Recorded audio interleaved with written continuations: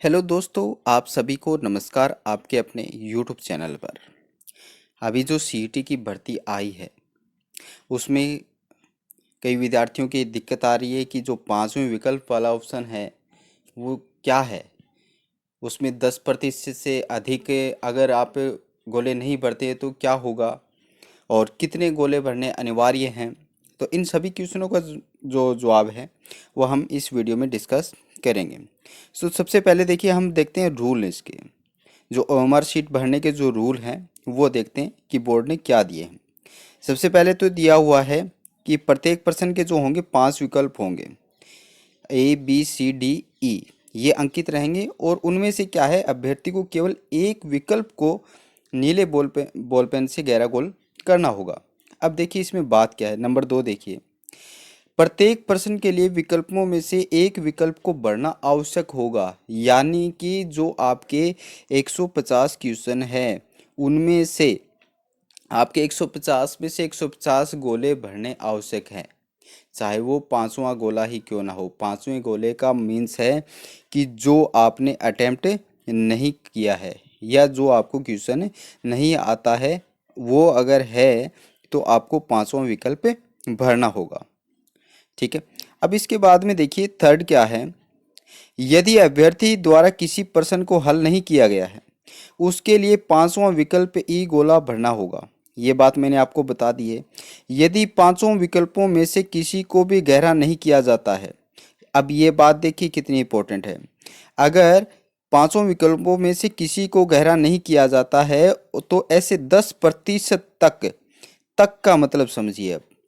ठीक है, तक का मतलब समझिए अब।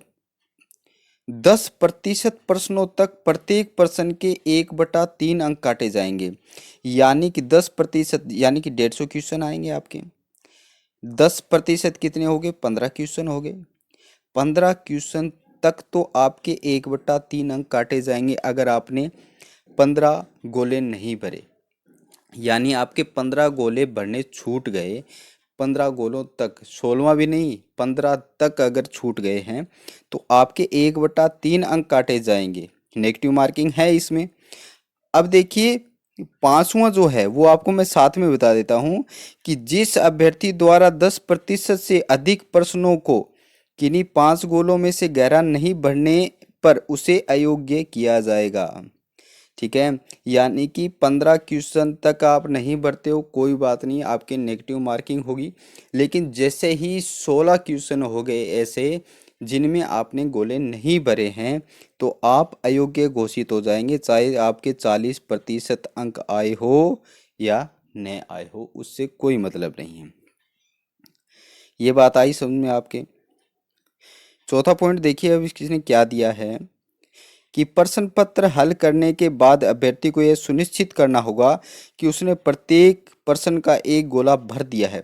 इस हेतु आपको 10 मिनट भी अतिरिक्त दिए जाएंगे।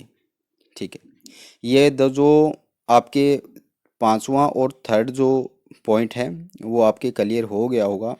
अब एक बार और मैं बता देता हूँ आपके, जैसे 150 क्वेश्चन है उसमें से पहली बात तो यह है कि आपको 150 क्वेश्चन में गोले भरने ही भरने हैं, एक भी छोड़ना नहीं है। और फिर भी आपके अगर टाइम कम रहता, छूट जाए तो ध्यान रखना 15 प्रश्नों से ज़्यादा गोले नहीं छूटने चाहिए। यानी कि ऐसा नहीं होना चाहिए कि 16 क्वेश्चन ऐसे हैं जिनमें आपने गोले नहीं भरे हैं। अगर आपको ऐसा करते हो तो आप अयोग्य घोषित हो जाओगे। चाहे आपने 60% भी प्राप्त किए होंगे या 40% भी प्राप्त होंगे तो भी आप अयोग्य घोषित हो जाएंगे। फिर भी अगर आपको इसके बारे में कोई भी डाउट है तो आप कमेंट बॉक्स में कर सकते हैं, आपको जवाब मिलेगा। धन्यवाद।